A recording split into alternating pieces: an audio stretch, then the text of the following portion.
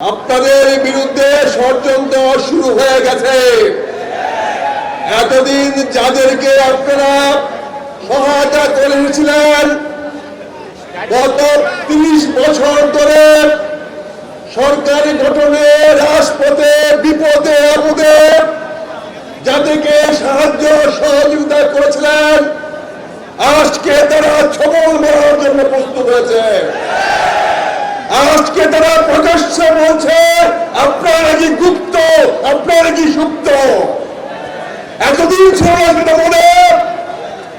আজকে যে প্রধানমন্ত্রীকে আপনারা লালন পালন করে আসছেন, সে আজকে প্রকাশ্যে আপনাদের বিরুদ্ধে বক্তব্য দিচ্ছে।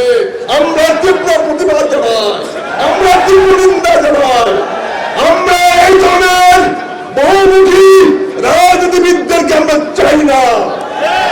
বাংলাদেশ অনেক ত্যাগ প্রতিজ্ঞার বিনিময়ে আজকে জুলাই উত্তর বাংলাদেশ সামনে দাঁড়িয়েছে।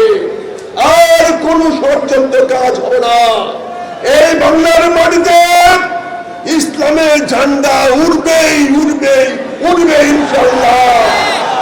আগামী মেয়র নির্বাচনে আমরা সেলিম ভাইকে দেখতে চাই। আমাদের সবার সামনে কি বলেন?